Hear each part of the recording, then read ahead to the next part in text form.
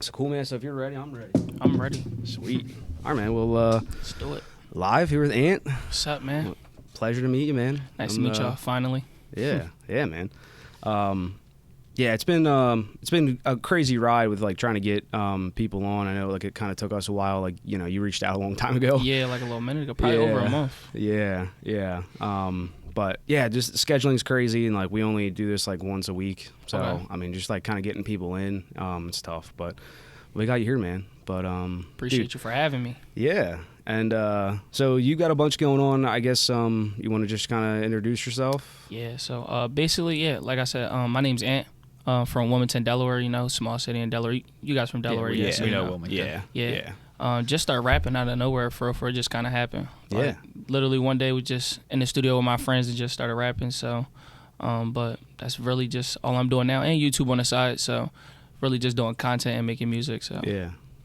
I think we're in an age now where literally anyone who's got any talent I can feel pick like up a mic and it's all start because of making music. the cell phones and the internet. It's so easy to like you can make a video and blow up the next day. You can wake up and beat somebody off rip.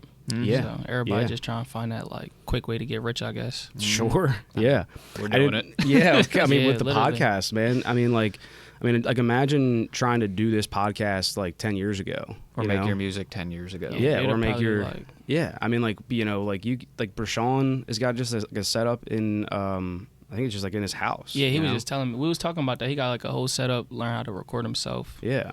So And like as long as you have like a quiet place to do it and a couple mics, and it takes some time to get like that audio right, and he talked about that when he was on here where he Yeah. has songs that are just trash. it's the little he- stuff that matter. Yeah, I look at a Yeah. lot of my songs that I first did. I'm like, dang, I thought it was good, but Yeah. now it's just like, nah, I wouldn't even. Yeah.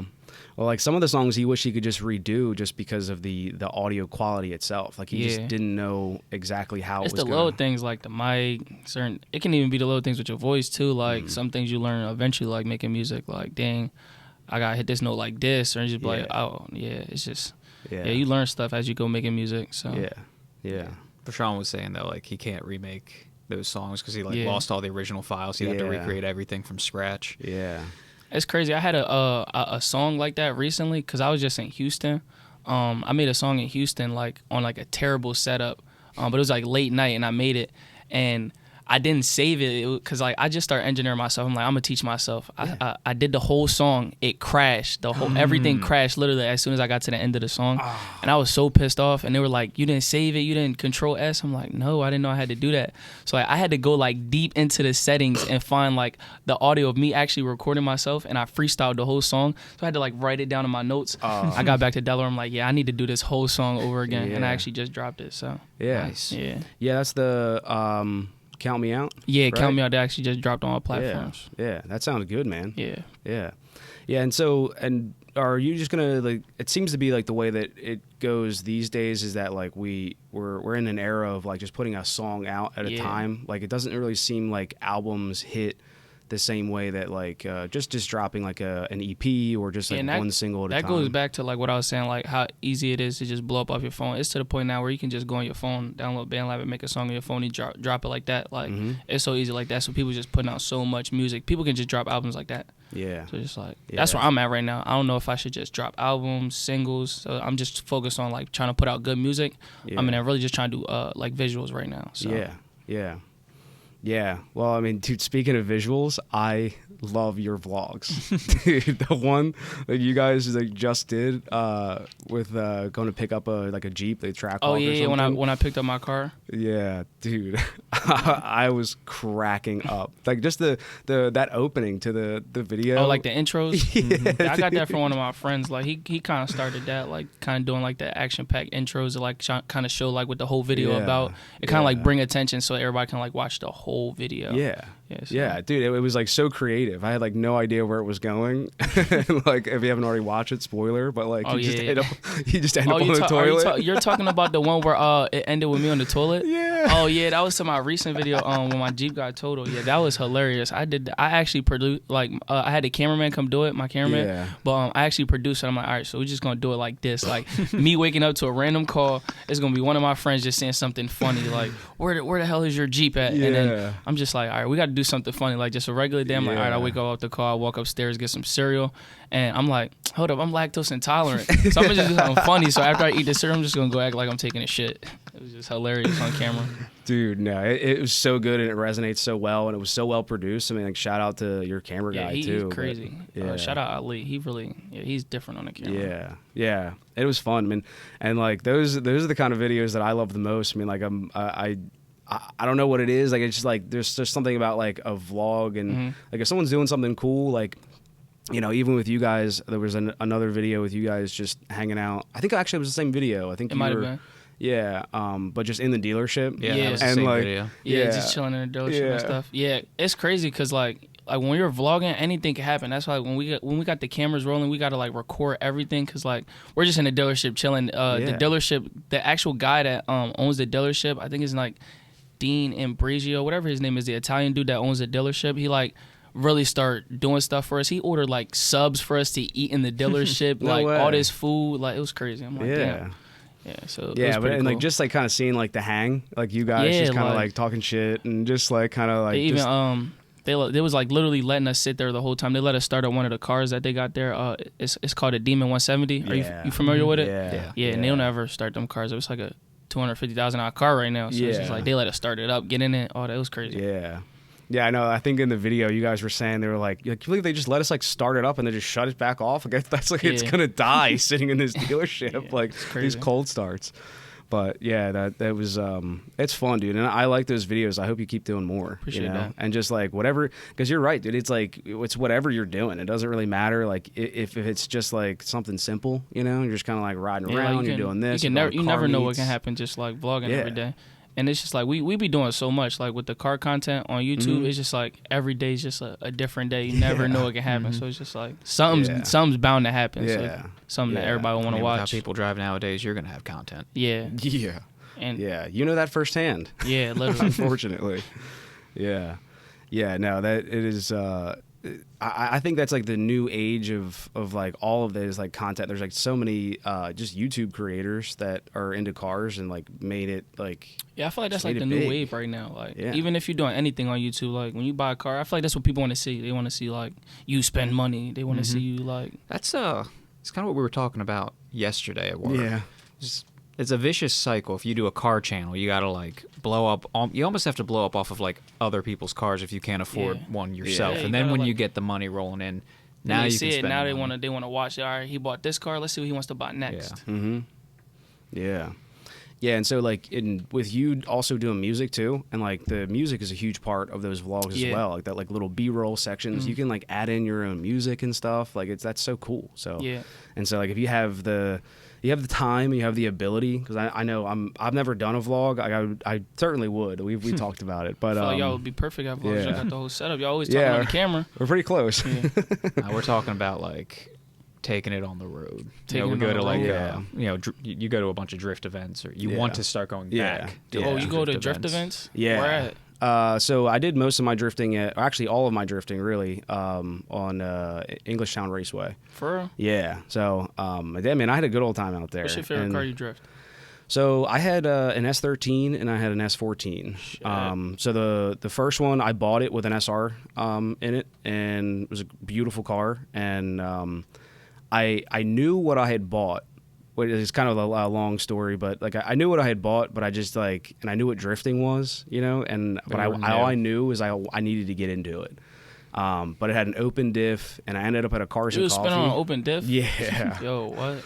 So at least I was trying, you know, and I was very timid at the time. I was not confident, and but I remember I was at a Cars and Coffee, and somebody I had no idea who it was, but Nick Peaceclock, who's like now a great friend of mine, shout out, but he just saw the car sitting there and then saw me walking towards it and was like, yo, is that yours? Started talking to me about it, and he was like, you don't have a welded diff? He's like, what are you doing? Like, do you have any plans? Like after the Cars and Coffee, he's like, come to my house, I'll weld it. Like literally welded it. Like I didn't even know who he was. Right after the Cars and Coffee. Yeah, and like didn't want any money for it. He's like, dude, you just like, I'm a welder. Like I've done a million of these on all my buddies' cars. I was like, you need this, and you know the rest is history. But we did a bunch of drifting on the streets and, you know, donuts and parking lots. And you ever been to a takeover?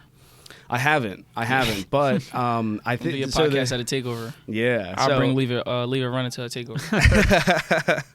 Yeah, I have to. I've said this on the podcast where like if I was like 18 or 21 and like the takeovers were as big as they are now, I mean, I would be in the center. I'd be swinging. I think the craziest takeover I've been to was in California. When I went to California recently, their takeovers is crazy. Like, they don't care about life. They don't. Yeah. Like, I think there was this car literally, like, actually trying to hit people. Like, the way he was just sliding. He didn't care. He was just rolling back, throwing his car in the ground. I'm like, this can't be real. Like, see, like, that's the part that I don't enjoy as much, obviously. Like, I mean, it's like crazy. The attention to, like, life seems to be, not there. Like, like when we were drifting and, like, we broke into private airports and we're drifting. Like, we did wild shit. I never did that. Yeah, but and got caught, I should say. Yeah, I got his name in a news article. We got booked, but we got booked. We got booked, but it all ended up like being well, and we paid our fines and did luckily we didn't like go to jail, but I mean, at no point did like because we were drifting in like little parking garages too. Like I don't know if you know that that parking garage on Kirkwood Highway underneath the nightclub. Yeah. What nightclub? So like right across the street from there's a McDonald's across the street. Oh, I know what you're talking about. Yeah, like it's like we're like almost to where you get into Ellesmere on Kirkwood Highway. I know what you're talking about. Yeah. So there's a little parking garage underneath there, and there's like a nightclub on one side and like a supermarket on the very end, and I think like a tire shop. I don't know, but underneath there's this little teeny tiny parking lot and like a parking garage, and it would have like poles. Yeah, and we would just drift around these little poles. This like little tight technical, but like. So wait, when you mean drift, I'm thinking you talking about like you going around them bends really drifting. You used to spin too, like. Yeah, like actually drifting, like legit drifting. Yeah, y'all call it drifting. We I don't know. We just spin now. We don't drift. Like drifting corners and like, we just spin. Yeah. Yeah, I mean, and again, I think I've also said this before on the podcast where like I'm just an old man screaming in clouds. I'm gonna be 30 this year. I don't, so maybe I'm like not like on the lingo, but yeah. So like, I mean, like the parking lot would be set up and we'd have all these poles. I think drifting is what we used to call power sliding. Yeah, or power sliding. Yeah, so just kicking the back end out, spinning the tires. Yeah, that was our gig, man. And it was just like wherever we could go. Like if it was raining out, we were like, let's go. Where are we going? You would love a legal pit then. Legal pits are fun. Yeah. Yeah, they got it set up to where it's safe. Yeah, and like I think because I mean, dude, like I don't think anybody out there. I would hope like doesn't want to hit somebody, dude. Because like we've all seen these videos. I don't know. Some of them look like they're trying. Yeah. But the legal pits, they be a lot better. Like they be put together, organized. Yeah. Not the Atlanta one, but yeah, other ones. Atlanta was crazy. Yeah. I mean, like they say, like with those pits, it's like get back, get smacked, right? Yeah. I mean, it's just like you're in it's there. It's kind of like them places where you see the signs that be like swim at your own risk. You kind of go into that meet at your own risk, right. You know? Yeah, exactly. You running in front of a car that's rolling back at you at 50 miles an hour. Yeah. It's a car. Anything can happen. Right. Yeah, and if you want to be like on the line, then it's like you could get hit. I see those videos where people are at takeovers and they crash and then they get mad. Yeah, they be mad. They get all hot. Like, what do you expect? So that's what you signed up for. Exactly. Yeah, and I think that that is mainly because I think there's two different cultures out there. I think there's one who like really enjoy cars and really enjoy driving and like to actually be good at that and like be good at being able to like swing their car in these intersections because it's certainly tough and there's a lot of technique and there's a lot of talent in those circles, and more importantly, there's not like nice cars. So like the person driving is like, I know what I'm doing, but then the guy who hits them doesn't. Yeah, the guy in the G35. Right, and like and there's G35. Well, there's some G35s that can swing. We caught that at Johnny. Yeah, a Johnny. We caught that at Johnny. Yeah, but you can see that like that person was in there with the intent that like if they were in there with someone else who knew what they were doing, they'd have been good. It just takes one person to get in there that thinks they know how to swing and they can't.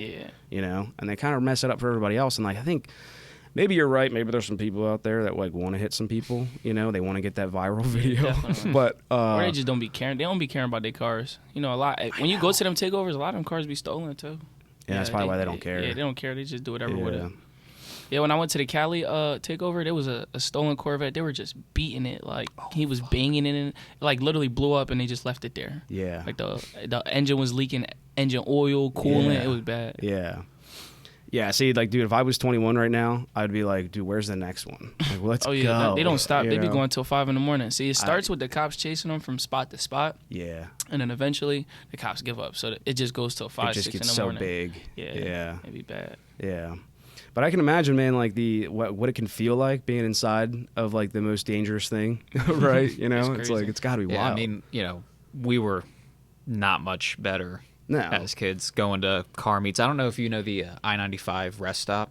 I heard about that, That but used then to be the they used to spot. just race though for right. They were racing. It was a different, you know. Yeah, they was just racing. Like, Scene, now but it's yeah. kind of worse. They spinning. It's But no, bad. they were racing, burnouts, bouncing off the rev limiter, Yeah. pissing everyone off. Yeah, there was a lot of people that would like do some burnouts when they would pull in or when they would Yeah, pull that's out. about it. Some people Yeah. crashing on the way out. Now you got people Yeah. pulling in. They spinning around the light post 3-4 times. I mean, people were doing Yeah. donuts Part. too. Yeah, Donuts. They were doing that kind of Yeah. stuff. It's not as much as they are now, but Yeah. Yeah, as a matter of fact, dude, like the guy I think that like solidified like getting into drifting for me, like just as in like an inspiration, was this Mike Perez. Shout out to Mike Perez, who's like now going off to do like professional drifting, at least like semi. But he pulled into one of these events. It was like mostly like Hondas and stuff, and like there's our first 240. Like I haven't bought a 240 yet. I think I still had an Acura Integra, and Had the Teggy. yeah, and then but like there's this all black S13 hatch, and I was like, this is wild. 1JZ swapped. Like, this is the craziest thing. This is the craziest dude. He showed up for like 5 minutes, and then when he left, he just just drifted out of the whole parking lot. Like linked the entire thing, and like we just saw him leave in a drift, like on a 95. cloud of smoke. Yeah, and I was like, dude, that guy was the coolest. I was like, that was the coolest thing ever. I was like, I got to be that guy. That's how you it is know? in a car scene. If you can do something like that, like if you can hop out Yeah. the road and really swing it, they're like, oh yeah, he hard. Yeah. Dude, would you ever be like interested in going drifting or like even going to an event? I've been trying to actually learn how to spin. I'm trash right now. I'm Yeah. trying to get nice. Well, dude, Throw me in a car though. I hang out. I hang out Yeah. the window. Yeah. Well, so Englishtown Raceway, which is in Englishtown, New Jersey, and Drift Evergreen, which is in I think it's like Lund, PA, or like some like part of PA. So it's like 2 hours from here. So these are all kind of distance, and like they're all like 2 hours. And then there's Pocono Raceway. But Drift Evergreen and Englishtown Raceway, they do classes, and you can even rent a car from them, which is, you know, it's a little pricey, but like they supply the tires, the fuel. To drift it, you can rent the car to drift Yep, it. on their track. What? Yeah, dude. So I mean, like that's you a good idea for a video. Yeah, There you for go. sure, That'd dude. be It's lit great. for a video. It's great content, dude. You And said where that's at? In the Poconos? so that one for sure is at Drift Evergreen. I know you can go there and you can rent their cars, and that's, I think it's like Lund, PA. I don't know. What kind of cars they be having in there? So I think I know they have a G35 sedan, an E36. I think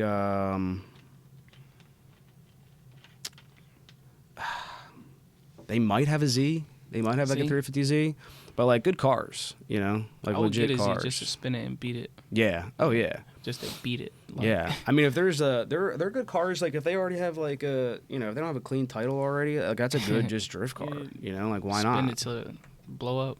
Yeah. Yeah, dude, I legit. seen one in Atlanta. It was like the engine was literally falling out. It was smush and everything. It was just still spinning. I'm my like, yo, God. how? These shits don't die. They just, Yeah. it was still going. Holy shit. I'm like, yeah, I get a Z just to spin it. Yeah. Yeah, my buddy Julian's got a 350Z that he's been drifting for like at least like 6 years now, and just as far as same drivetrain, car? yeah, same car, same drivetrain, like hasn't blown up.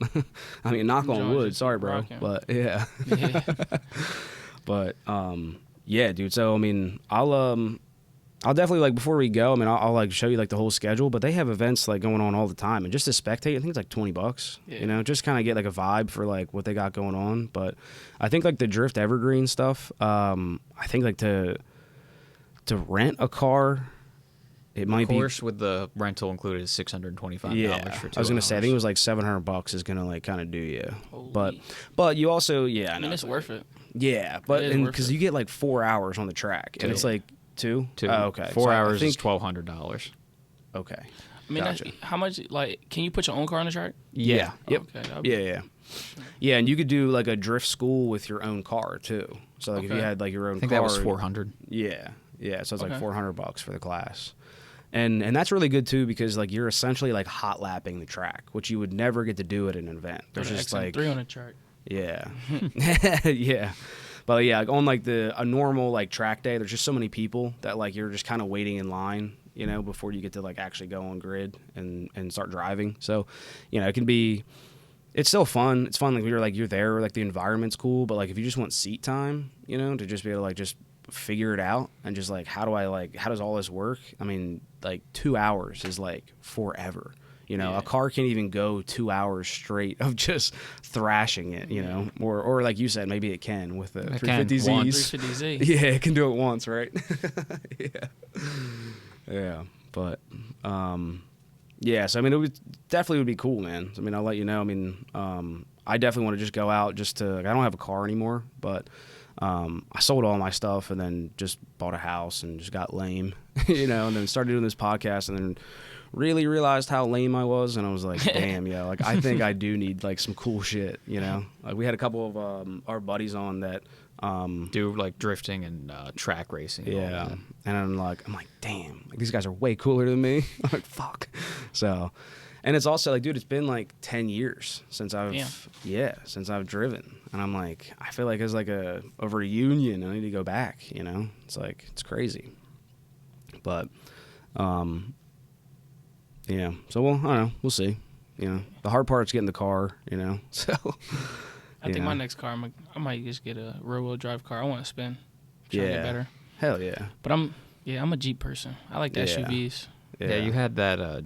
Was your Jeep a Trackhawk? No, it was a SRT 8. Oh, just the SRT 8? Yeah, it was a SRT 8. Mm. Yeah. Hell yeah. I think SUVs Still. fit me more just because I'm, a little guy.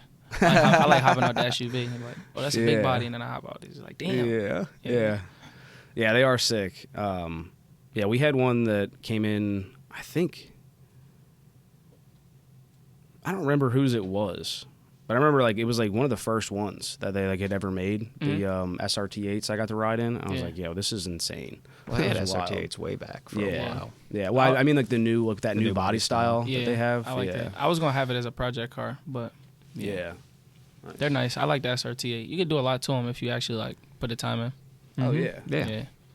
I seen some of them that are like fully swapped, like some crazy ones. Oh yeah. Yeah. But dude, like right out of the gate, where they're like 12-second, 11-second Yeah, they're pretty trucks, quick. dude. That's insane. You know, for like it to be that heavy and just move like that, it's wild. You know. Yeah. But hey, I mean, it'd be a good like tow vehicle too. You Yeah. know, it's like I mean, there's nothing. I feel like SUVs and trucks are just one of those things. Like as soon as you have one, you're like, I can't go back. Yeah, that's you how I gotta feel just get now. something Like else. now that I'm looking at a car, like another car, I'm like, dang, do I want to get a rear-wheel drive car? Or do I just want to go back to another Jeep? Yeah. I mean, once I bought my first rear-wheel drive car, I haven't gone back. Yeah. But that's what I'm saying. I didn't get to try rear-wheel drive yet. I Yeah, haven't you're gonna be daily. spoiled. Yeah. Yeah, that's cool, man. Well, what else? As far as vlogs go, dude, I'm really excited to see like what else you got going on. Are you having like, any plans for vlogs or music or Yeah, right now, content?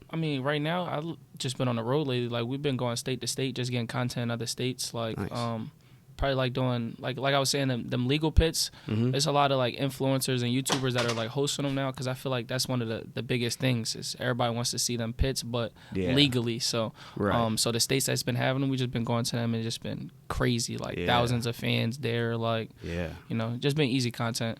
So, but Are you making these trips for the content, or are you Yeah. taking these trips and just recording while you're out? I mean, the content mainly is like the purpose. Like, we'll go down there for the content, and back to what I was saying, vlogging, anything can happen on the camera. So you just keep the camera rolling every day, and it's just daily content. So just make it a little bit easier. Yeah. That the video you made about what happened to your Jeep. hmm Were you making that to like when you make your videos, do you make them for engagement? Because I noticed you kept hinting at what happened, but you Yeah. took a while to actually say what happened. Yeah, it was kind of like a Is that just to keep like watch time up? yeah, kind of, because it was like 2-3 months that I haven't posted a video on this. I didn't want to tell them yet, so I'm just like, let me just build it so like everybody can just keep asking me. And for months, everybody just kept asking me. So it's like when I finally dropped it, I didn't want to tell them exactly just yet. So that's why I had that intro. It was kind of like a teaser. They're like, what the hell? What is he talking about? Yeah. So yeah, just for the watch time and engagement, because that's really what YouTube is. Once you got the engagement, if you can get them to watch at least half your video, you can get paid off YouTube really good. Yeah. Yeah. Yeah, I've heard a lot of people like struggle. They're like, okay, the algorithm wants 10 minutes. The algorithm wants this much watch time per video. Yeah, it's like, crazy. do you go into all that shit? Yeah, I mean, I'd be trying because I'm just starting YouTube. I've only been doing it for like 6 months, so I've been learning as I go. But yeah, watch time is like definitely very important, because that's, if you can't get somebody to watch your whole video, it's just like kind of bad. Like, because that's what really pays you. Like, you can get paid off your ads, but still gotta have people watching your whole video, or like at least half your video. So just trying to keep them entertained is like the biggest thing. Like, that's why like certain things, like when you edit your videos, certain things you really got to do to get put in the algorithm. So like they'll keep watching your video, like they won't click off. Like you got to have their attention like every second on YouTube. So when we have these 4-hour podcasts, you got to put like Subway Surfer, that Minecraft obstacle course. Yeah, right, dude. Just hit them with a meme or something, and they keep them entertained. Yeah. Podcasts for sure are like way, less entertaining than like a cool vlog or something. Like, but podcast has it's different lanes. Podcasts are different. Like, I feel like when I watch podcasts, I'll watch like 20-30 minutes of it and I'll keep it there. Might click off of it, but I always come back to it to finish. Like, I'll always watch a whole podcast eventually, because it's just like, it'll be certain things that I'll be engaged with, like certain conversations. I'll be like, I'll be saying the same thing. Or sometimes I just be high, like interested in what they be talking about for real. Yeah. So. Yeah. I guess that's true too, that like, because like it is always there, and I think that we see that kind of too, where like, I mean, our audience isn't huge, so like I kind of see like as we're, even at the pace that we're going, I can see that like the returning audience is just kind of slowly catching up. And like I'll just kind of see like, it's been 2 weeks, but like a video that we posted 2 weeks ago is like still going up. Like the wave of people haven't really caught up to the new stuff yet. It's because they'll see somebody going there and they'll be like, okay, they talking about this. Let me go back another episode and see what they talking about, and then they'll just see like you're switching the conversation up. Certain people are different. Like, it's just I don't watch a couple of y'all like podcasts. Everybody different that y'all be talking to. Somebody might have a different profession, and the conversation might be totally different than the conversation we having. So. Right. Some audiences is just for other people. Like, they want to hear different stuff. Yeah, that's true too. Yeah, and like, Adrian and I like talked about that when we first did it, and we were doing our best to just like kind of make it like as just open and bland as possible, like or not bland, but like just broad as possible, just to not box ourselves in, so that way like we could have whoever we wanted on, and then also be able to like come on here and talk about whatever we wanted. I think we were talking about this yesterday, but inevitably we knew that like whatever it was going to be, even if it was like always a broad thing, it was going to just kind of lean towards cars and kind of lean towards mechanical things, and like it always falls back to cars. Just because like planes and like stuff like that, and cars. Like that with YouTube too, because I've really been trying to just like transform my YouTube to just like vlogging and everyday just regular content, but it's just like it always just comes back to cars. Like they just all want to see cars and like action-packed stuff with cars. So it's just like got to find a way to incorporate both. Yeah, because that's really what they want to see. They want to see what you're doing every day, and they want to see you in a fast car. They want to see you like doing crazy stuff in a car. They just love adventurous stuff. Yeah, that's definitely true, and that's what I mean. I definitely like your videos, and like, but it is kind of true. Like just the little things. It doesn't really matter if it's like if it's like crazy what you're doing, but like I was saying, like just even if it's just like the hang is just cool. Just like see like you guys like interacting with like the people in the dealership. Like that video with like the lady comes up, she's like, is somebody helping you? And you're like, I'm in love. I was just like, I'm in love. I be doing that all the time. I just be trolling with the girls, like with the ladies. I'm just like, I know I'm gonna put something funny in the video with that. And like you're perfect for it. Like you and Rashawn just both, like I can already tell, like have those like personalities where like you're just kind of like made for the camera, you know, like a people's person. For sure. I feel like that just come from like I done worked a lot of sales jobs, so I really know how to talk to any person. So our buddy Joel, he's like that too, where he's just spent his entire life. Like I think when I first met him, he was doing I forget the company, but he was doing like door-to-door sales for Windows. I used to do something like that. Yeah. And like, but ever since then, like he's just been selling. There's like mattresses, phones, cars. It's like once everything. you sell something, you can sell anything. Yeah. Yeah. Secondhand nature. Yeah. Yeah. So is like YouTube like the only thing you're doing for like just going around creating content? Yeah, I feel like as of right now, YouTube and music. Yeah, like cool. But like I said, I was just working at like a door-to-door company like that, but selling energy, a little bit different. Yeah. But now, literally just making content because I feel like as of right now, you guys seen all the stuff going on with TikTok? Like they saying that they about to ban TikTok. Yeah. So I just feel like that's gonna bring a lot of people towards YouTube and Instagram again. So and I feel like YouTube might as well just start paying more. I know it's gonna happen. It happens every time, like when stuff like that goes on, when they take a platform away, other platforms start going up. Like you see what Kick's doing, they're paying people crazy contracts and stuff like that to just stream. And I heard that they're paying like hourly or something like that just to stream on Twitch if you got like a certain view or viewers or whatever. Yeah. Damn, that feels like a day job. I guess you still make your own hours though. Like, well, you're doing this full time now. Like, well, I don't know. I feel like I want to do it full time now. I'm just still trying to figure everything out because my music's actually doing pretty good right now, but YouTube's doing pretty good too. So, just trying to see if I can take both serious for real. Yeah, and I think that's what I was saying too before. Like you can kind of incorporate your music into those, and then like your videos can also be like like your vlog videos. Yeah, that's what I've been doing a lot lately now. Like even when like what you were saying with the B-roll situations, like I got different type of music. I got like lit car music, and I got like melodic music, so I can use it for different type of B-rolls. Like even when we're vlogging and stuff like that. Yeah. Like just walking B-rolls, stuff like that. Yeah. And so I just been trying to skirt all that copyright bullshit too. Yeah, I actually on my my last video, what happened to my SRT Jeep, it actually got copyrighted. Damn. From who? On YouTube it got, cause like the part where I was showing my Jeep, like the sad part, I used the When I See You Again instrumental, but I thought I used the remix version, which is allowed. Yeah. But I didn't. And then the video like kind of took off rip, like it did like 10K in like a couple hours, like 4 or 5 hours. So I'm like, damn, I can't even just go back. I'm just gonna let it rock. Damn. Yeah, what do you like attribute all the success and the YouTube that you have? What do you mean? Well, I mean, like I don't want to downplay like the fact of like you do have a really good audience, on YouTube and with your music. And mainly for the YouTube audience, it mainly come from one of my friends, his YouTube channel SRT Lane. He got like a big platform on YouTube. Like he grew like over 200K. Like it hasn't even been a full year on YouTube. Wow. So just like being around in his videos, just like showing my face, like being a character in his videos, you kind of like grow your own audience. Being a part of like situations like that, because like in an everyday vlog, if you got a bunch of people around you and you got 200,000 people watching you, they're gonna find like your friend that you like or somebody. They'll find somebody that they're like, yo, this guy's funny. I want to watch him too. So like that, a lot of that comes from that, and then just having a personality, like we were saying, like being able to like vlog and just talk to people and just have that personality. People just kind of gravitate towards you. So right. I mean, a lot of it stems from that, but yeah, it's interesting. Yeah, I mean, and it makes sense too. Like you just kind of like just socially networking. and that goes with like I was saying, going state to state, taking these trips. Like not even just, a lot of people think it's just like legal, like the legal piss, which is going down there for cars, but it's just like when you go down there, you network with every content creator that's doing the same thing that we're doing.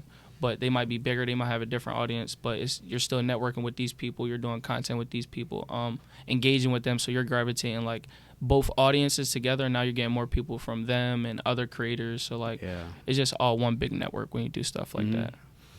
Yeah, and just you have to, I'm sure you have to like learn something from people that are doing something, especially like so far away. I mean, there's a different culture, there's a different like vibe. I take it as a learning lesson every time I go somewhere, because you learn something every day. No matter if you like think about it or not, you'll learn something either way. Like I just came in here, I learned how y'all got y'all set up. I never knew y'all how, you get what I'm saying? You learn something every day. So if like I can go somewhere and take a trip and network with somebody, I can learn from them. Like I can learn how they're doing what I'm doing, so I can do the same thing they're doing. Yeah. You know what I'm saying? Yeah. Yeah, absolutely. Yeah.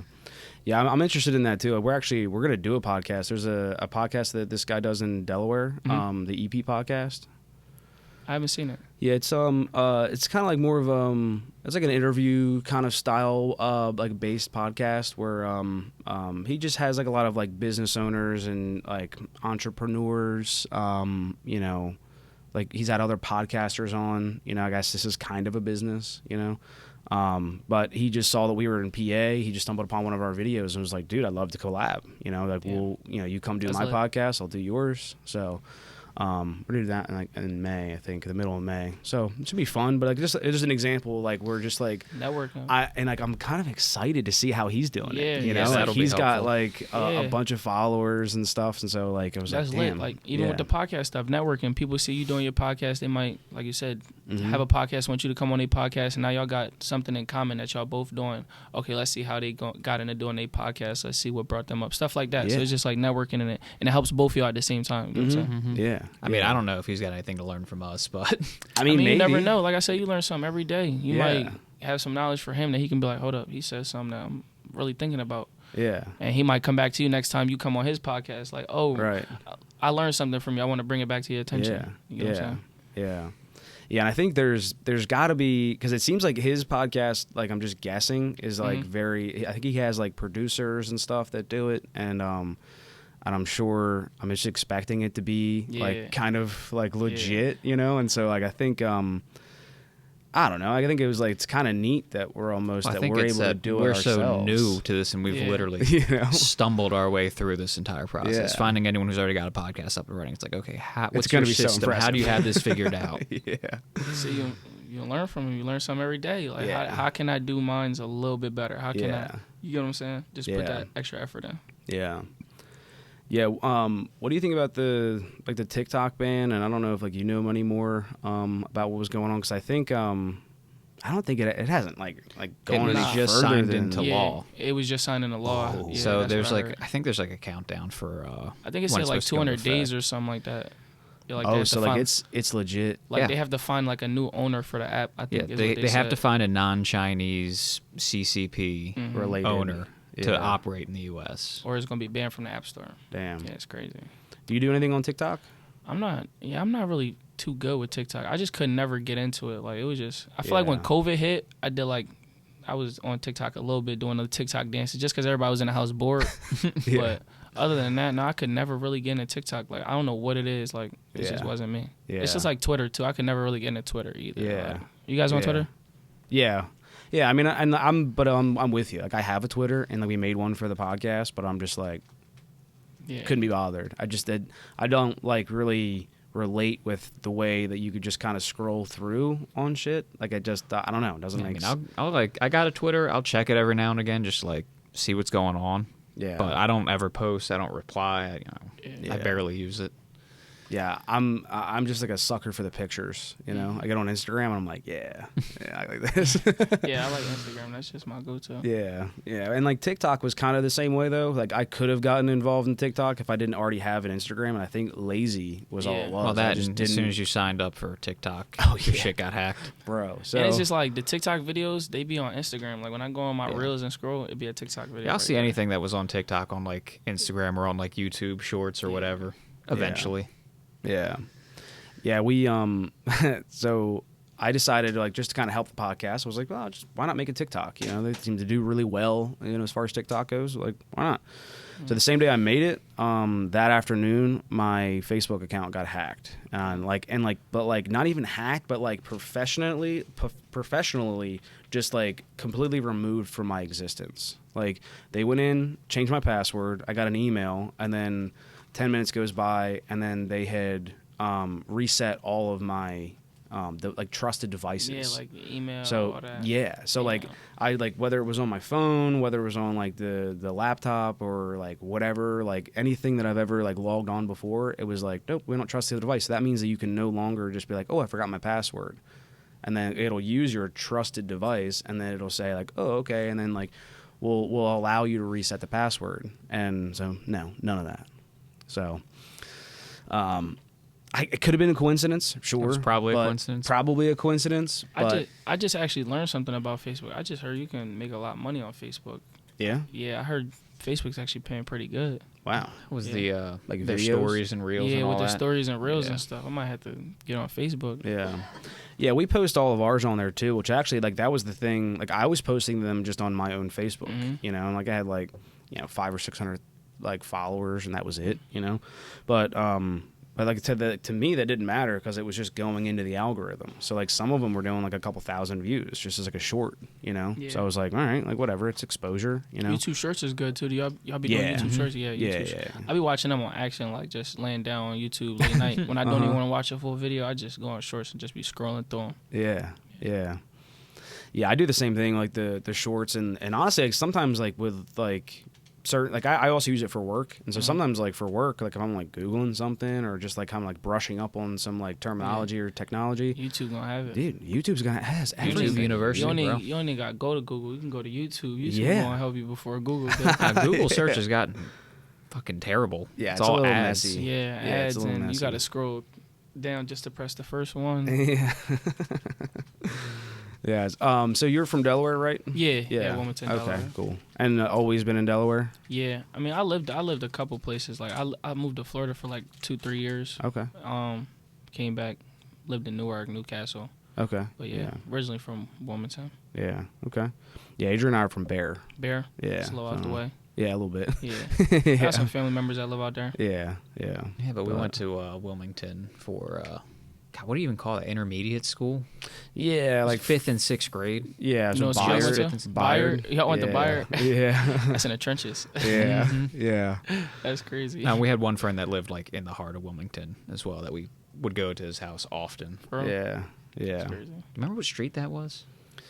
Yeah, I mean, I don't know if I want to shout out a street. No. I was about to say, I'm like, all right, I'm gonna like timestamp this and cut that out. I remember what street it is, but yeah, it was in the heart of Wilmington. He lives in town. Yeah. But yeah, we should get him on too. Yeah. I keep forgetting about Furman. Shout out Furman. But yeah, and so that's another cool thing too. So our buddy Furman, we were just talking about, he runs a performance shop. I think I guess it's Newark, but right off Old Baltimore Pike. Project 13. I think it's just Project 13. Yeah, I think that's just what he called it. Yeah. So I mean, he does like all Hondas, but I think he kind of does everything. He does everything. Yeah, he was just putting like a set of bags on a Ford Focus and big turbo kits on Honda Civics. And I think he's done like turbos on BMWs. Yeah. Oh yeah, and he's a BMW guy too. Now. Recently. Yeah. And he's selling a BMW. So shout out. A big turbo BMW. Yeah, it's a big turbo 335i. Shout out. We got Beamer boys in the room. Oh yeah. But yeah. Dude, I'm gonna pee. You guys mind if I take a quick break? I'm already back from the pee break. But I forget what we were talking about before we left off. But what I did want to ask is just kind of how you got into SRTs and how you like just kind of started like vlogging as well, and like I mean, it really just started happening just being, I mean, I always was like around like cars and stuff. Like I always watched the Fast and the Furious movies. Yeah. But the vlogging and stuff came around just because, like I was telling my friend, he was like the first one out of our group to get like a scat pack. So it's just like he started vlogging and it was like, damn, we might as well just do a car group. Everybody get cars and just do some content. So that's how that came around. But like, I don't know, it just kind of became a thing. Like, and now everybody I feel like is just in the car content. Yeah. So I mean, how many people were like, man, we should just record these conversations that we have and the shit we do. Yeah. And it's just like our friend group is they're hilarious. Like I feel like some of the stuff got to get cut out of the video. Yeah, they got us on a live stream, dude. Like if we live streaming, I wouldn't even recommend for us. Yeah. Yeah. But, yeah. Yeah, there's a video on your YouTube. I think you guys got an Airbnb, and like there's just the driveway is just full, like the streets packed. You know, that was crazy. And like that was sick. And just to kind of like see like I don't know, I'm such a nerd, but like just like the interactions and like the fun you guys are having, like it is so cool. It's always lit. Yeah. Like I said, you never know what can happen. Yeah. Yeah. Were you guys there for like an event, or did you guys just kind of? Yeah. Most of the time when we go do stuff like that, it's like mainly for an event. If we link up with other content creators to do stuff like that. Nice. But other than that, when we're in Delaware, we do have like a pretty decent car group. Like we just go out and do our own videos. Yeah. But when we're going state to state, it like mainly is for like an event or like to just do stuff with other creators. Yeah. Yeah. Yeah, it's interesting, dude. I feel like for us, like I like to kind of get into that because like Adrian's like still got a bunch of like cool cars and like he's doing stuff. And if they hopefully run. that's good content. Good cars that don't run. It's like That's kind of like the cool things. Put a different engine in it or something. Yeah, yeah. That takes money. Yeah, that's true. Yeah, I mean, again, like the content will come with time. Yeah. You know, maybe the Fiero will get a supercharger. One day get a supercharger, put it in there. Yeah, but yeah. So you want to talk about like all your cars? All my shit. Yeah, my fleet. We'll just get let's get all the car stuff out of the way. Yeah. So obviously, you guys saw the Buick out there. That is my pride and joy. That's the one that I've spent the most money on. But I bought that car for like $2,500. $2,500. How long ago? How long have I had that thing now? Like 5 years. So and that's also the longest I've held on to a car. Like I was real bad for buying and selling. Yeah. Not making money off of them, just getting bored and buying another car. But I've got that. I've got that Fiero, which I don't know if you know anything about those, but they have a reputation for catching on fire. No, I never even heard of that. What is it? It's an old Pontiac. Okay. You want to pull it up on your phone? Yeah. He's got some pictures of it. But it's an old Pontiac, mid-engine, kind of shitty. Do you know what a Toyota MR2 is? Yeah. Yeah, America's version of that, just He said America's worse. Yeah, it's real Miami Vice. I don't know if I have any. You said they known for blowing up? Catching on fire. Yeah, specifically. They have a bad reputation for that. But I've bought 2 Fieros in my life, and both of them came with fire extinguishers from the previous owners. Did they catch on fire? Not yet. Not yet. Yeah, the one that he got, my roommate at the time, just down the street, because we're always on Facebook Marketplace. I don't know if you guys are the same way, but we just get on Marketplace and just look at cars that are for sale. And it just so happened that like just down the street from him, like almost walking distance for $500, there was this Fiero, and it didn't run. I think he like got it running at that guy's house and then drove it to our place where we were renting. And then it was running, and then he just never did anything with it. It was like $500. He was like, "Why not?" So, so that's not mine, obviously, but it's that color. Oh, I've seen one of these before. Yeah, They're pretty catching on fire sometimes. Yeah. Well, so Adrian bought it from him. Like again, like not running. They got it running like in the driveway, and he got I got a mile, dude. No, I got like 3 miles down the road, and then it broke down. It was and late at night. I was in a electrical parking lot, issues, of course, in a parking lot till like 3 a.m. waiting for a tow truck. And that was on a work night too. Yeah, but I've got that. I've got a what is it? A Geostorm, which is a little just a little shit box, but. And then I have a BMW 633 CSI that I am trying to sell to one of our friends that has been on this podcast. He's going to buy it and turn it into a track car. Yeah, turn it into a track car. Do something cool with it, hopefully. You know, because it's solid. It's not rusting or falling apart, but it needs help. Yeah. Life support. It's on life support right now. Yeah, the engine's fine, but I'm pretty sure the wiring harness is falling apart. Yeah. I think, that's all I have right now. So.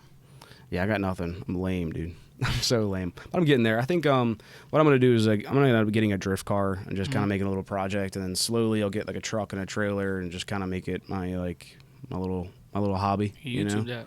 Yeah. That's what I'm thinking too, is that like, since we're already doing this, we're already kind of drawing attention to ourselves, like why not vlog it? Kind of the same thing you were saying. It was just like, I don't know, like why not? Well, look, with the way the economy is, like if we want to retire, this has to take off. Yeah. That's how I look at it. So branch out, try to cover as many avenues as we can. Yeah. Literally. Take advantage of it while you can. What else you got like going on with with your vlog? I mean, do you have another one coming out for his Houston trip? I was in Houston a little minute ago. We just got back from we went to North Carolina, and then we just went to Atlanta too. Okay. So I got a North Carolina vlog I'm about to drop probably this week, hopefully. Yeah. Are you driving out to all these places? No, we actually did drive to North Carolina, but we flew to Atlanta. I wasn't trying that 12-hour drive. Yeah, what did you guys do out there? North Carolina was a legal pit too. Okay. But North Carolina, we linked with like a lot of content creators. We actually had like 15 Hellcats at an Airbnb. This video about to be crazy. So, and then we went into it was just crazy. We went into a Walmart like 20 deep. Like it was crazy. But Atlanta was even crazier. We went to another legal pit in Atlanta, but that was just wild. Like it got shut down by the cops, but they just kept it going. So it turned from a legal pit to an illegal pit. Damn. Yeah, so Atlanta was crazy. Yeah. And then yeah, just vlogging after that every day. So like we'll go down there for like a legal pit or something just to get the car content, and then we'll just vlog as we go. Yeah, vlog the rest of the trip. Yeah, we went to like a streetwear market in Atlanta, got a bunch of clothes and stuff. So nice. Yeah. Yeah, and then so like how does that whole like vlogging thing work? I mean, is it multiple cameras or do you just have one camera guy? Nah, usually just one camera guy, I guess. Okay. Most of the time, like when I vlog, I either just vlog myself. Like if I have my camera, most of the time it's dead. But if I have my camera, I'm vlogging myself, or if I got my phone, I'll vlog off my phone. Yeah. Okay. Yeah. And then you guys can like just in like post, just kind of edit all that together and just make it all. Yeah, I edit off my phone. Yeah. Oh, really? Yeah, I edit off CapCut off my phone. No way. Oh shit. That's what a lot of people are doing now, actually. Yeah, I mean, like we would like we're kind of thinking about doing that for the podcast. There's a lot because there's tons of softwares out there, but it just seemed difficult on the phone. Yeah, like, just being I small. recommend getting a laptop. CapCut's pretty easy to like edit your videos. Like you can do a lot on CapCut, even if you pay for like the subscription thing. They give you a lot of stuff. Like they even give you like text to auto captions. Like they'll put the captions on the whole video for you. Like as you're talking, it'll go. Yeah, there's a bunch of stuff you can do on there. So, but I would definitely recommend getting on like MacBook or something. Okay. Yeah. I think that's could be the move, dude. Yeah. I mean, what do you edit on now? So we're just doing like with the Apple iMovie. Oh, iMovie. Yeah. I got some friends that edit their YouTube videos off iMovie. So. Yeah, I mean, it was just free, you know? Yeah. So it was like kind of I mean, CapCut free, too. I'll be using it free. Oh, I really? Pay for it, yeah. Okay. It's really good, so you should try it out. We've been trying to cut down the editing just by getting, like, that switchboard and all that. Yeah. Damn. Damn.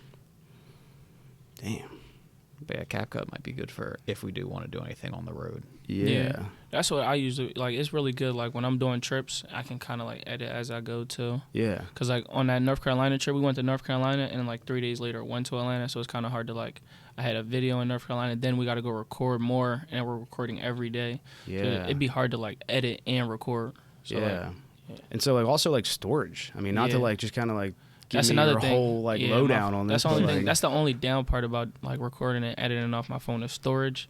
I've been having to like delete all this stuff, and then like when I record a video, sometimes I'll like screen record my edits off YouTube. Like a meme or something, and I have to delete them all and then do it again. So it just be a long process. That's why I recommend MacBook, so you can like save the files and stuff. Right.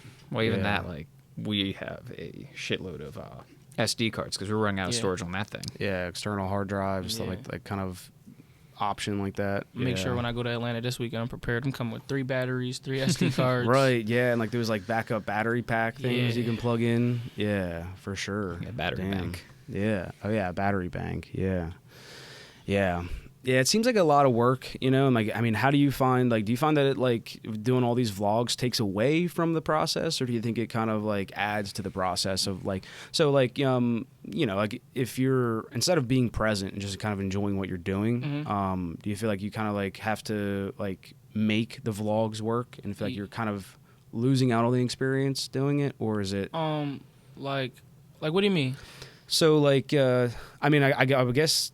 The hard part is I get what like, you're trying to say, but I think he's just recording shit that's happening. I don't think he's like he's saying like, does it take you out of the moment? Like you're here just for the content creation. You're not here for the event for you. Okay. Yeah. No, I just feel like it's just like kind of like the lifestyle we live now. So just like it's all just happening in the moment. So it's just like you're not putting on for the camera. You're just recording the shit. Yeah, you're and doing. That's why I feel like it's like me and not just me, like my friends alone, they're like their audience is growing naturally because I feel like it's all just natural. Like even when we turn the camera on, when we turn the camera off, it's just like that's just how we are. So that's why I feel like a lot of people just like that watch time, they'll watch you just off like if you got a great personality, they'll watch your whole video. So I feel like it just comes from that. Yeah, I like that. And I think like we try to do the same thing with the podcast, just kind of sitting here and just chopping it up and just not really like going in a certain direction or like making it, you know, whatever. Just kind of like letting it just kind of naturally be. I kind of do that on my videos too. Like that's why I feel like I'm trying to be consistent on YouTube, but I kind of can't because it's just like when I record a video, it's just like I'll never know what the video is about to be about. Yeah, like you're not scripting this shit. Yeah, we'll just be like, all right, we're gonna record today, and I might want to do this, but the whole video will change because something will happen in the video, and then I won't even have a thumbnail till after the video is done, and then it'll be like, all right, now I have a thumbnail, the whole video is done, now I can put a title on it. So right. The title is literally like the last thing I put on the video. Yeah. So. Yeah. Okay. Yeah, because I would imagine like if you you know, it seems like you've got like a good like natural process to it, and that like you're able to just kind of it gets incorporated naturally into like whatever you're doing. And I think that's kind of the magic, is just like making sure that like what you're doing, like the vlog isn't work, you know, and that like you're just making. Because there was that whole wave of YouTubers quitting earlier this year. But I can say it definitely gets to the point like that. Like when we went on to the Atlanta trip, like we went to the pit. Then the next day we were recording. It kind of does feel like that sometimes, because like we definitely said it to each other, like, all right, we got our videos done. Can we go have some fun? Like, right. Yeah. So like it can happen like that, but it's just kind of with the car content. Like that's where like the separation from car content and vlogging is. Like we could go have fun and vlog, or we can go get this car content for the audience, because that's what they want to see. So like I get what you're saying though. Like it just, you got to find the time, and like it just got to be right to like have fun. But you can definitely have fun on the camera too, like just vlogging every day. But it just kind of depends what we doing. Yeah. The fun shows through, man. And if anybody hasn't already, I mean, like go check out your videos, dude, because they are like, I mean, like every video that I haven't watched them all yet, but every video that I've clicked on, like every single one is like this like natural fun, just you guys and the boys just hanging out. Yeah, and that's what people let us see for like they just want to see you just doing fun stuff. Like it doesn't, they see it like, oh, he's not really like working, or he's not doing anything. They're just having fun, so we want to watch this. Yeah, and like there's like nothing wrong with it, I guess, but like there's a lot of YouTube like you know, creators out there that are like kind of like, we're like, hey guys, like how's it, you know, it's this very just like very unconnected, like disingenuous, like. I feel like that's another reason why like YouTube is so difficult. Like you really got to be authentic on YouTube. Like you got to be somebody that they really can connect with, because YouTube, like they want to be a part of you. Like when you're vlogging and stuff, they want to see what you're doing with your everyday life. Like they want to see every aspect of your life, what you're doing when you wake up, when you go to sleep, when you go to pay a bill. They want to see you buy a car. They want to see everything. Like. Yeah. They want to see if you take a shower at night. Like, it's crazy. Yeah. Speaking of that, one of your videos, you're like in the shower. Yeah, that's how I started the video. Yeah, right after I got off the toilet, I had to show them like, all right, I'm gonna get in the shower now. Yeah, dude, and all your edits are really good too. Just like the little sound effects when like certain things happen. It's the little stuff that matter in the video. Like when you'll start to edit a video, it'll just be like, dang, this video is terrible. But then when you get to like putting the sound effects and then a meme, or like, it just come together perfectly. You'll be like, dang. Yeah, I think it was Hoonigan used to do. Oh, you guys know Hoonigan? Oh yeah. Like, they used to do all that kind of stuff. Anytime someone was like high five and fist, whatever, they do the Call of Duty hit marker sound. Yeah, that's just a little. Yo, I love that. Yeah, the Call of Duty hit marker is hilarious. Yeah. Where do you get those sounds from? Like, how do you? I screen record. So since I edit off my phone, I screen record them off YouTube. Like I'll just type in like Call of Duty hit marker sound effect, and then it'll come up and you just screen record it. Yeah. Interesting. Yeah, because that's one of those sound effects that like everybody uses. Yeah. I ain't gonna lie. Back to what y'all was saying, YouTube got everything. It's just like you can go on YouTube and whatever sound effect is in your head, you can type it in and it'll find it for you. Yeah. They'll pop it up like, this is exactly what I was looking for. Yeah, it is crazy. And like the one I'm thinking about, we just talked about, one of our podcasts was the Monsters Inc. Sully meme when he's like, and I can't even like describe it, but like. It's like when like somebody like stubs their foot and then they're like, yeah, and it has like his face, it's like kind of changes. And we were just talking about that with like his car, but yeah, now I wish that I could go back and like edit that reel and like put that in, you know, put the sound effect in on it. That'd have been sick. Yeah, but that's just. It is. It's a lot of work. Like putting in edits across the 4-hour video. Well, no, I mean not in that, but just in the reel. I'm saying because I took that clip out when we were talking about it, and it would be cool to like kind of add in that like little sound effect too. But you know, it's a lot though. I mean, like for us, like you know, just doing a normal work day, like Ian doing this, and like kind of doing all the editing and stuff. So. You know, we're doing our best to like just kind of make it like streamlined, and then like once we have like freed up time, like now we can kind of reuse that time for like other stuff in the podcast. It's time consuming. Yeah, it is. It's a lot. Oh, you should have seen how we were doing this originally. Yeah. We had 2 cameras rolling, and we would just take the raw film from that and then manually cut it all up. Yeah. Anytime someone was talking, put this camera. Someone else talking. I'd have been there editing for days. Yeah, you have a 2-hour video. It's like 4 hours of editing. Yeah. Minimum. That's why at the beginning with our podcast, we were only putting them out like every 2 weeks because I literally like, and then the other thing like you were talking about with like how much storage you have, we literally like even if we wanted to, and 3 videos worth of. Yeah, we like didn't have the storage to like if I hadn't finished the first one, there's not enough storage to record and store the next ones. There's so much like stuff, you know, it's crazy. But you know, just like on almost 1 year, it'll be 1 year now in like May that we've been doing the podcast, and That's lit. I feel like it's gotten a lot easier. Yeah, we've improved, that's for sure. You know, so, but yeah. So how about like your music? So you have like a recording studio, or do you like partnered with somebody? Oh yeah, I mean mainly I go to the studio. Like I've really just kind of like found an engineer that I work with and just like really like kind of locked in with him. Because I wasn't always doing music. I just started doing music, and it was just like a kind of trying to find my sound type of thing. So it really turned out to just going from the studio to just being with the engineer. Like we would go get like a Motel 6 or something and record off like a regular podcast mic like this or something, and just record at like the hotel or at the house or something. And when you would put it together in post, you know, have the engineer go through and like add the beat, clean it all up, do all that stuff. Yeah, he'll just do everything. Like he'll mix and master it like right off his laptop. Nice. Yeah, he'll do everything. Yeah, that's cool. Yeah, and it's crazy that we have like kind of at your fingertips. You have that, right? Because again, like 10 years ago, I mean, like you would almost need have to go to a recording label. studio. Yeah. And it's crazy because like now, like certain studios, like they might charge a lot of money or something. Like it could get really expensive just trying to record a song, and then that might come in the way with like a lot of people can't post music because, you know, going to the studio it costs money, and some studios, you know, it's getting a lot really expensive. You know, the equipment's getting better and stuff like that. So yeah, I feel like that definitely helped like me with my music, like really locking in my engineer, and just getting music done like whenever I can on my free time. Because like when you go to the studio and record music, like when you say you buy 3 hours to go record, it's just like you're content to 3 hours. So it's just like you can't really work how you want because you're like, oh, I got 3 hours, I gotta hurry up and get this done. You gotta like stress and try to get it done. But when you can really like lock in on, like by yourself at home alone, which engineer makes everything a lot easier, a lot more smooth. So.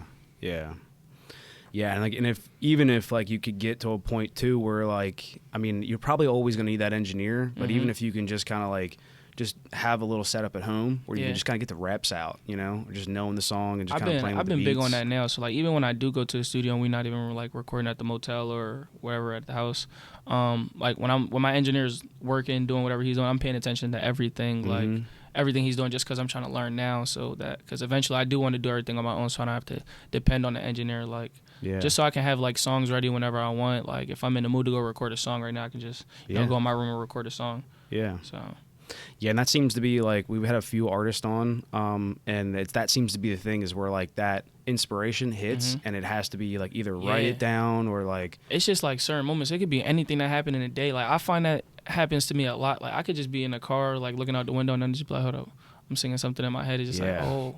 But me, I can't, like when I make music, I can't write. So like I feel like I can only go make music when I'm at the studio with the auto tune on behind the mic. So it's just like everything I'm going off is just like the vibe, the beat and stuff. So it's just like it'll be a random day and I'll just be sitting there and be like, oh, okay, hold up.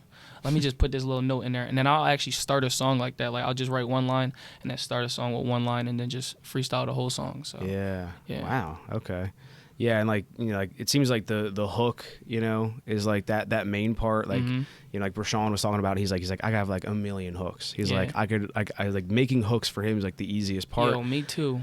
Yeah. I feel like that's the easiest thing for me. Like I feel like I'm really good at making a hook. Like I can always just make a hook. You just got to figure out how to fill in the rest of the song. Yeah. The verse be the hardest part for me. Like it's because sometimes it just be the moment. Like if I'm at the studio or whatever, I'll just be in my head too much. But a hook, I feel like I can make a hook so quick. Like it's just I know what I want to hear. Get what I'm saying? So you got that hook in your head, but like like I always have the hook in my head. But do you need like a beat to make the verse and the rest of that stuff, or can you kind of come up with that and then put a beat down on it? It'll kind of like it'll be situational. Like I have something like I remember this one song I have. It's called March 4th.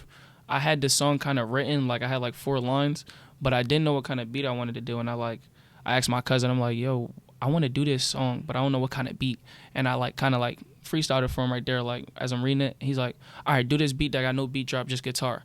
I'm like, all right, bet. We put it on. I'm like, yo, you was right. Like I had to dap him up. I'm like, yo, this is crazy. Like, damn. So it just be certain stuff like that. Like you'll have it, but you won't have it put together. But like sometimes you just gotta, I don't know, like figure it out. Yeah.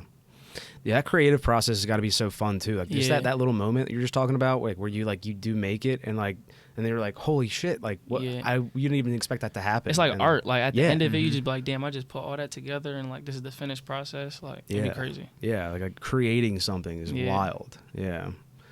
Yeah, it's wild. I mean, and it's certainly like a flooded market, you know, like you were talking about. There's a lot of people, and it's just because of how many, you know, people can actually like just do this now, you know. But I think competition's great though, and I think like learning from everybody, and you know, we talked about too that like it's hard to also like be original in that same way because of how much stuff is out there now.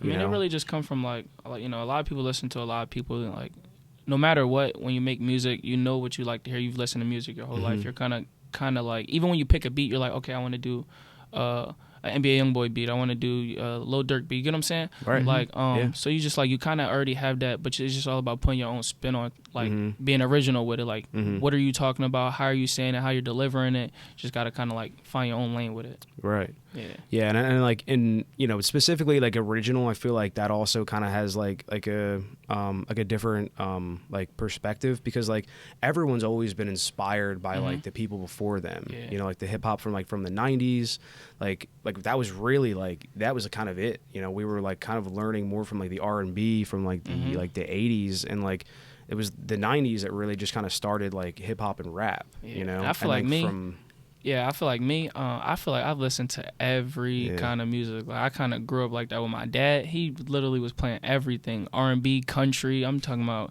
little bit of everything. There's like not one genre of music I probably don't know, like from AC/DC to freaking Led Zeppelin to everything. I'm talking about country music, Spanish music, everything. So yeah, and it's cool. Like, and you can like kind of tap into that for inspiration. And then like I think Lil Wayne had that album where like he kind of incorporated a lot. It was a long time ago, like early 2000s, but like he incorporated a lot of guitar and stuff. Lil Wayne had like a rock album at one point. Yeah, I guess it was like more of a rock album when it was rap, but like still, I mean, for like, and like genres are so hard with that. Like where does that one fall? You know, I think that it's still rap. Maybe not. I don't know. But still Lil Wayne. But it's still exactly, Lil Wayne. still Still Lil Lil Wayne. Wayne. Yeah. So, but it's just, you know, like for me, like when I was listening to that, like, you know, I was like, holy shit! Like, look at this, just like this guy who like has a rapping career, just like went like way left field, you know, and it was successful. But it's kind of crazy because it's just like when people see you, when you have a certain audience, and they're like, okay, he can do this kind of genre, and then they hear like another type of music, they're like, wow, hold up, you just opened my ears. I didn't even know you could make music like this. Now I want to listen to this kind of music. And then they'll be like, oh, we want to keep hearing songs like this. Then you go drop another tape or something that's like not like that, and then now you got them lit again on that kind of music, and then you might make them wait a little bit and then drop another song, and it'll just bring everybody back. So it's just like, it's crazy with music. Like you can really do so much with it. Are you like interested in like making your own beats or anything? Nah, I ain't gonna lie. No. I feel like making beats is too complex for me. Like, yeah. I've been recently now trying to lock in with like producers, because I've really been learning about all the music aspects. So like, really having to like buy beats, and I've been like seeing like you really gotta actually like buy beats from people. But now that like my songs I've been putting out are like kind of doing good streams, I've been having like producers reach out to me to send me beats and stuff like that. So it makes it a little bit easier not having to buy them. Yeah.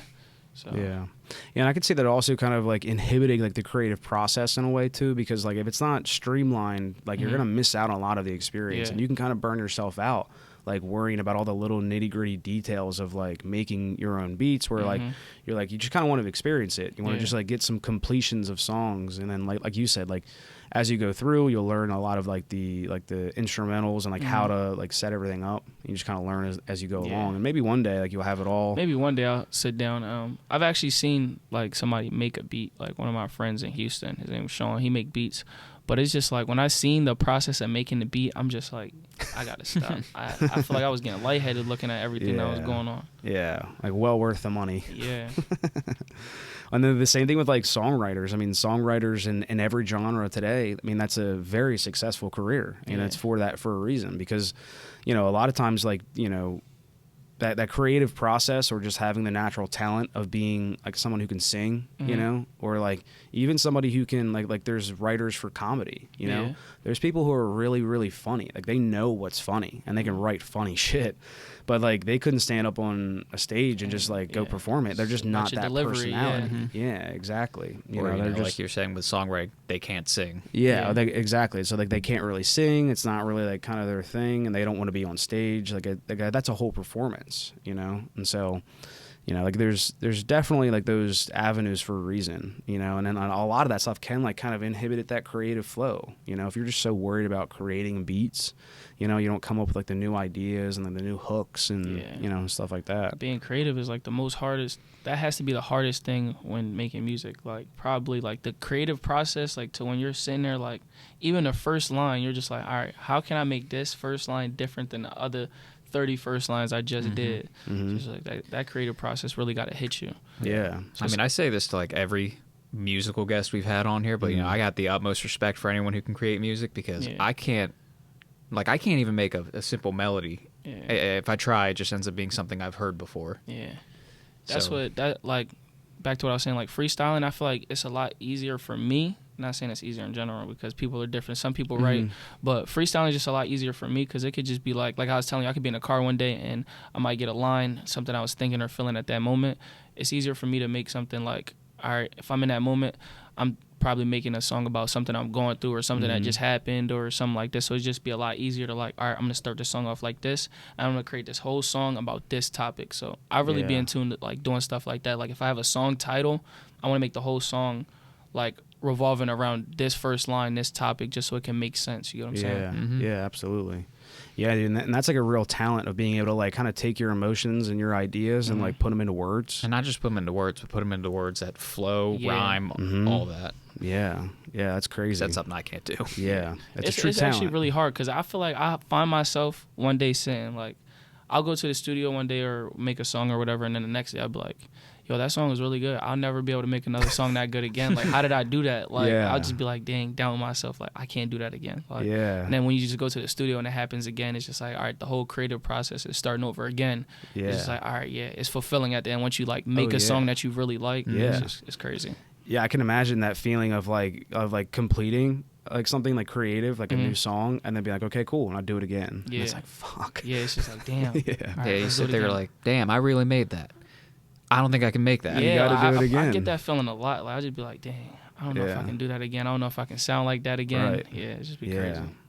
Yeah, man, more power to you. I mean, it's tough. It's tough, but I mean, I'm glad that you have that natural talent of just like being able to freestyle, because I feel like that's like, obviously that's the foundation, you know, and like, you know, everything else just kind of comes with it, you know. So that's cool, man. Yeah, it's just all about being in the moment and the feeling. It just all go together. It's just like once one thing feels good and then you get the feeling of the beat, it's just like it makes it a lot easier like to actually get in tune with it. And me, when I make music, I like to just be turned up. I like to just headphones full. I don't want to be worried about nothing. So I just be like, all right, I'm locked in. Yeah. And then, so what do you think your pace is gonna look like for just doing like more songs, or are you just gonna?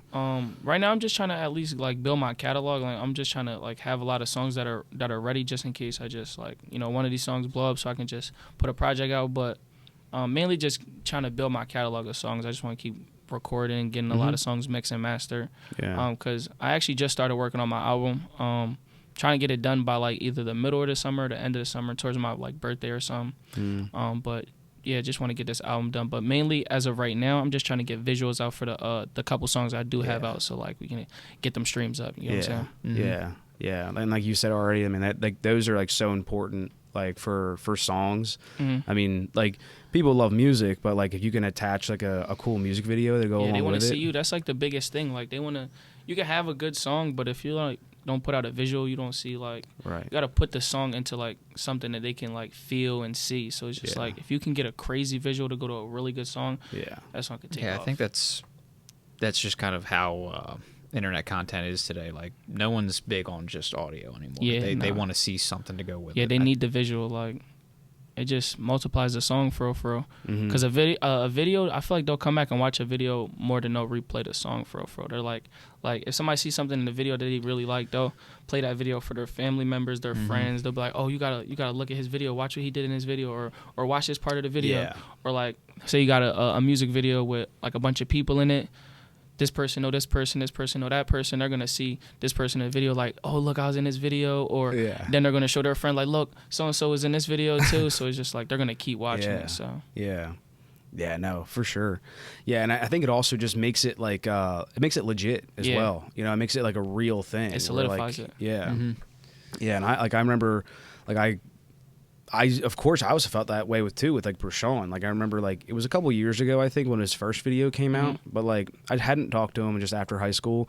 And then I think I had known that he was rapping, but then I saw his music video and I was like, whoa. Yeah, he got good visuals. Like, yeah. He got good, and he produced all his video, or he directed all his videos. So, yeah, that's good. I'm trying to get into something like that too, just like putting them out myself, because I kind of know how I want my videos shot. But yeah, he been doing good. I just seen he got like a new video that just dropped. It just dropped. Yeah. Yeah, that's nice. He did that with MC Films, or what is it? MC? Yeah, he did that with MC. He nice. Yeah.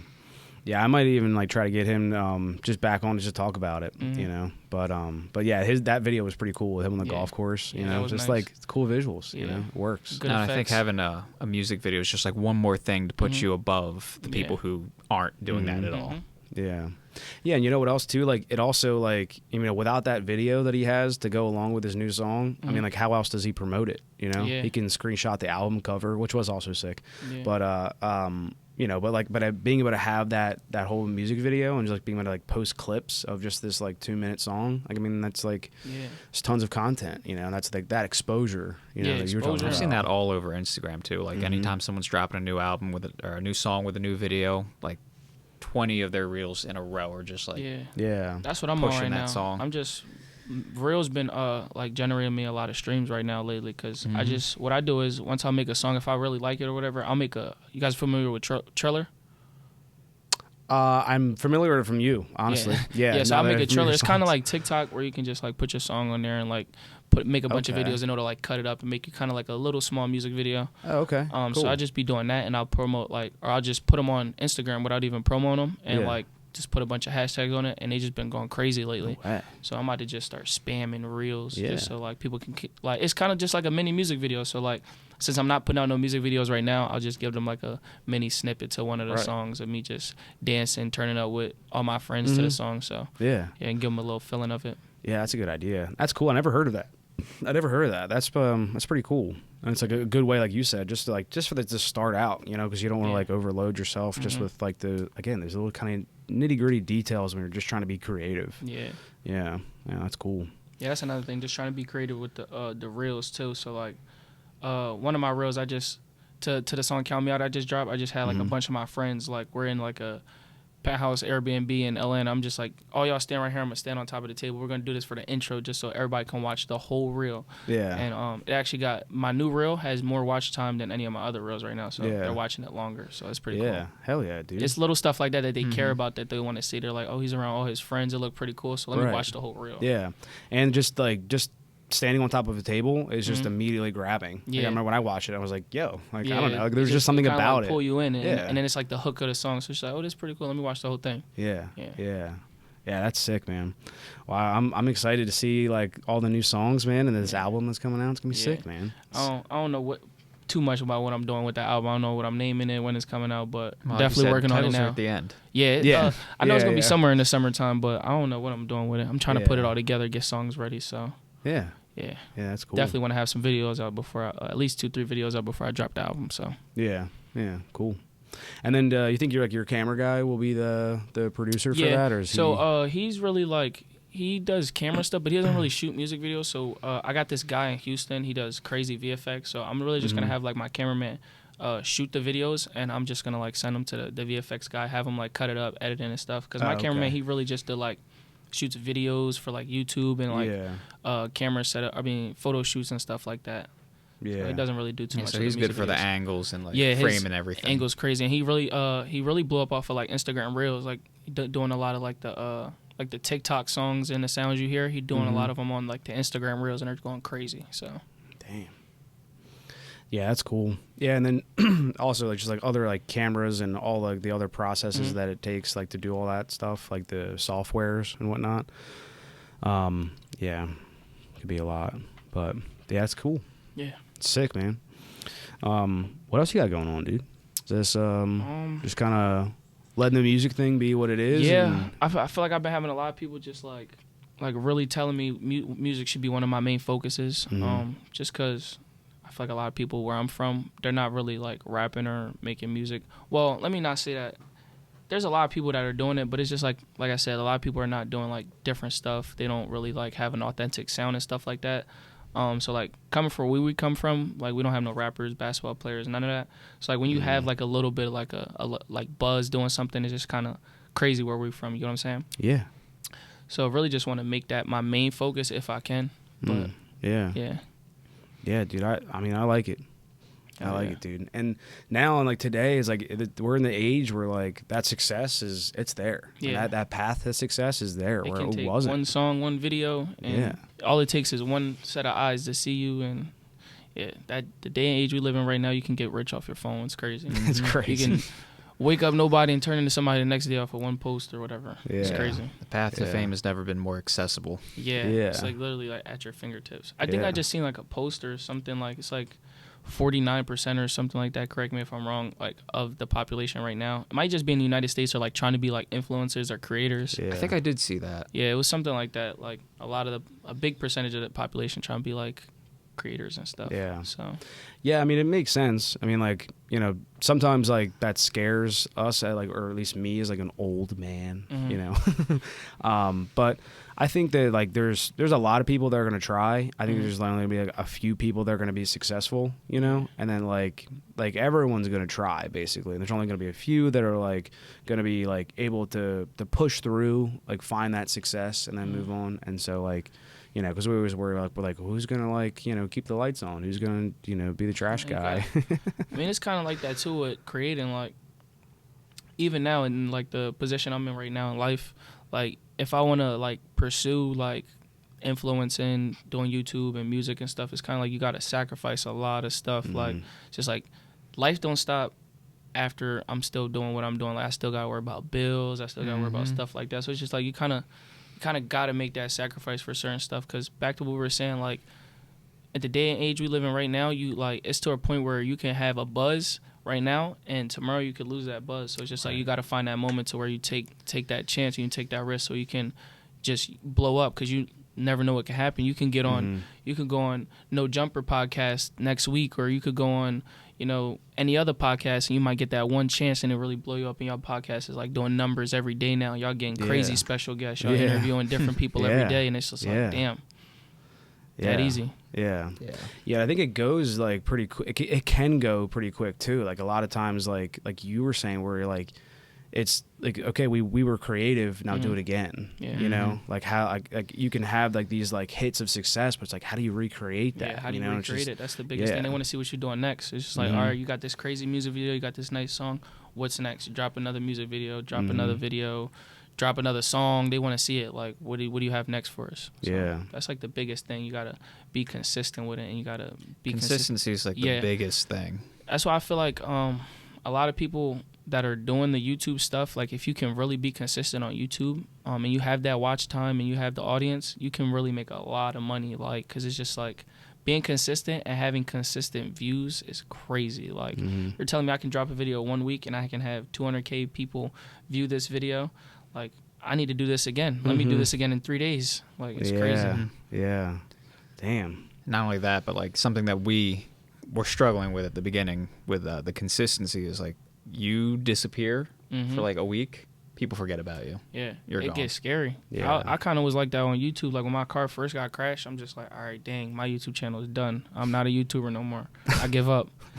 And then it's just like month went on and I'm like, I have all these people texting me on my car page and my regular page like, yo, where's your Jeep? Post a video. And it's like another month go by and I'm like, damn, I don't think I could be a YouTuber. And it's just like, I don't want to post a video because I don't think I haven't been consistent. I don't think it's going to do good.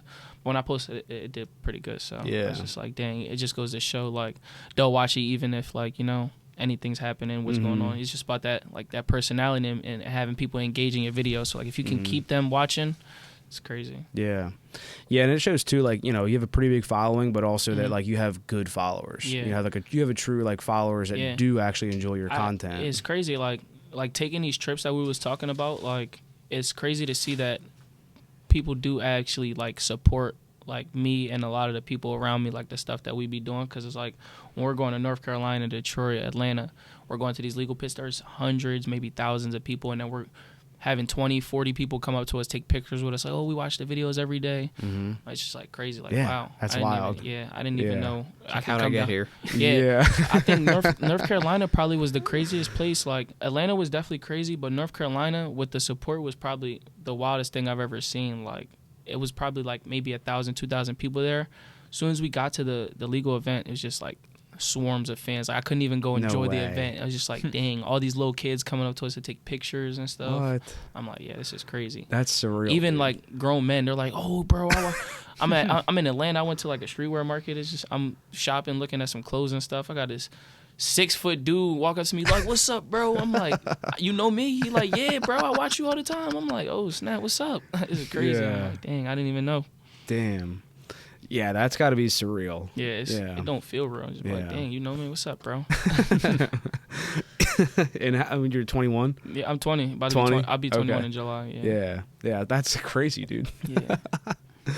Yeah, I mean, with you being so young, dude, I know that, like, I mean, success is your future, for sure, dude. Like, no doubt. Yeah. You know, so I'm excited to see everything else that comes next, man. You know, and like you've already branched out to this like rapping thing, like rap, vlog. They're both gonna work together. I mean, you have a good setup, dude. Yeah, just trying to put the pieces together and make everything make sense for that's the biggest thing. Like, it's the fun part. Yeah, it's the fun part, but it's also the stressful part. Yeah, it's just like, dang, I know it can pay off. It's just gotta be patient. Yeah, but like you said, just making sure that you always keep it fun. Yeah, you know, you remember that you're doing it. That's the biggest thing, because like you can get so lost in like stuff like this. Yeah. Like, and like, but as soon as it like no longer becomes fun or you don't enjoy what you're doing, it's gonna show in your content. You know, so that's the biggest thing. People want to just see that real, authentic personality. So it's just like you gotta find a way to have fun and be authentic and put out good content at the same time. So yeah. And I think I'm like gonna start incorporating like the music stuff a lot more into like the videos. Like might do like studio vlogs and stuff as part of the video. A lot of my friends keep telling me to do that, but yeah, I bet that would definitely take off. Yeah. Just start mixing it so they can see a little bit of everything. So even when I'm posting a YouTube video, my music's in it, so it'll transpire. So they'll, you know. Yeah, because I mean, like just how like I hope that this is interesting for other people to learn like how that studio like experience is for you. Like that's definitely content. Yeah, you and know? I feel like kind of seeing behind the curtain. Yeah, even if, like when we get like a motel or something, we're recording in the motel. It's like I feel like a lot of people would like watch that on the vlog too. So it's like they can see like the crazy process. Like you don't even have to go to a studio. You can record right here in this shitty ass Motel 6 with a laptop and a speaker, and you can make a great song. Yeah, and I don't know if you already said, but and I'm sorry if you did, but do you kind of I know like. Do you like do that with a lot of people? Do you like to like have like what's the environment that you like in like a recording studio? It's all different. Like I've been in environments where we got 10, 15 people and we're recording, but most of the time it's just like I like to have my friends there. Like but it's just like we'll keep it contempt sometimes to like 3, 4 people, just because like when you do have a session where it's a lot of people, it can get distracting. You know, people will lose track of time. We'll just bullshit a lot, but. It really just goes off like what kind of vibe we're in. So like if we have a lot of people, we still might make like some melodic, or we might do group songs. But it really just depends for real. Yeah, but I can see that. Maybe kind of turn it into a party and not so much. But lately, I think lately it's just been a couple people, maybe like 2, 3 people in the studio at a time. Just because I feel like we're all to the point now where we kind of like want to take this serious and we know this is what we want to do. So everybody kind of like knows that we all have the same goal. So everybody's kind of like focused on themselves, but we're still doing it together type of thing. So yeah, and if you have like a couple friends with you, that's like you can bounce ideas. Yeah, and that's the best part about it. So like even when we go to the studio with my friends, like I might come up on a part where I'm stuck on for 15 minutes. I'm like, dang, I just need a bar. Yeah. And I'm like, yo, give me a bar real quick. And it's just like, all right. I'm like, I needed that. And then we just like, it makes it a lot easier. So yeah, but then if you got 20 people there, and it's just like, hold up, be quiet. Let me put this bar in real quick. Yeah, but definitely like having I definitely like having the bros in the studio. I mean, it just make things a lot easier. I don't think I've really ever went to the studio by myself for real. I think that's crazy. Like just by myself. Yeah. I don't think I've ever done that. Yeah, it's almost like you do kind of need that like environment of like like just some friends around, like, and like you said, if you guys are all on the same page and just like have the same goal, you know, it makes it a lot easier. Definitely. Yeah, that's cool. Well, man, anything else like you wanted to like add? I don't know if you want to. We can sit here and talk about whatever you like, but I don't care, man. I'm having a great conversation. Man. But anything else like you had on your mind, or anything? More music dropping soon. Yeah. Yeah. Yeah, that's about it for Yeah. Any like car ideas? Car ideas? You know, I'm definitely looking for a car now, but no really like. I feel like I'm more focused on the music before the car content and stuff right now. Okay. But definitely going to get another car pretty soon. Like, just because the YouTube channel is going to want to see that. Yeah. Yeah. But yeah, that'll definitely mix with the music really good. Yeah. You know, have the car in the music videos and stuff. Yeah. Yeah. Exactly. Yeah. Hell yeah. Well, you got tons of friends that I'm sure would love to show off their cars. Yeah. So it'd be easy, right? Hell yeah. Yeah. So that's cool, man. Well, I look forward to seeing you in a Jeep, and look forward to hearing more Hopefully music. it's a Jeep. Yeah. How do you feel about the 392 Wrangler? Ooh, you know what's crazy? I've only ever seen a couple of them. I know Duke Dennis had one. I don't know if it was a Hellcat or it was a SRT, but it's a Wrangler. That's pretty cool. I would get one of them. Yeah. I would get one of them and put it high and put on some big ass wheels. Oh yeah. And off-road the car. Yeah. Yeah, I mean, like when I first heard that they just jammed this giant V8 into a Wrangler, I was like, oh my god, like how could it handle? Like it's got to be bad. You know who Winston Diesel is? Whistling Diesel. Yeah. Whistling, is that his name? Whistling Diesel. Yo, he's crazy. I watch him a lot. He be doing all the crazy stuff with the cars. Yeah. Like, bought like a tank and stuff. Yeah, he's Hellcat crazy. on like, it was like 20-foot wooden wheels or something crazy. Yeah, He like set a Ferrari on fire. I don't think he did that on purpose. Yeah, that was crazy. And he blew up the rental too, set it on fire. Yeah, he's crazy. Yeah. Yeah, I mean he's done wild stuff, and like I think like the majority of it is like that people watch to hate him, you know, which is such a great idea. Controversy sells. So. Yeah, yeah. I mean that was like Floyd Mayweather's whole thing. Is that like everybody like whether you love me or hate me, you're watching. You know, literally. like people were like paying to watch him, like hopefully get knocked out, and like never got knocked out. I feel like if anybody watching you, regardless if they hate you or if they like you, it's good support because you're still watching me at the end of the day. Right. Yeah. Yeah. Yeah. Publicity, you know. Publicity is a good and a bad thing at the same time. Yeah. Or no, what is it? There's no such thing as bad publicity. Yeah, that's what they say. It's no such thing as bad publicity. Yeah, for sure. Yeah. Yeah. Well, cool, man. I appreciate you coming on, man, and it was a pleasure meeting you. It was really nice to meet y'all. Yeah. Great talking with y'all. Yeah, we look forward to hearing more music and seeing more car content. I'm glad y'all tuned in and y'all actually know a lot more than I thought y'all was gonna know. So y'all did really good. I know this is a great podcast, man. Yeah. Well, hey man, you made it easy. You know, Appreciate like going through all your content, you know, and just enjoying the videos, and like now we're gonna start enjoying your music. You know, it's gonna be fun, man. It's gonna be fun to see you grow, and dude, we'll have to have you back on. It's just fun, dude. So. Hey man, make sure y'all tune in to Leave It Running podcast, man. And in the building, we checking out more music coming soon. Stay tuned. Cool. Thanks, bro.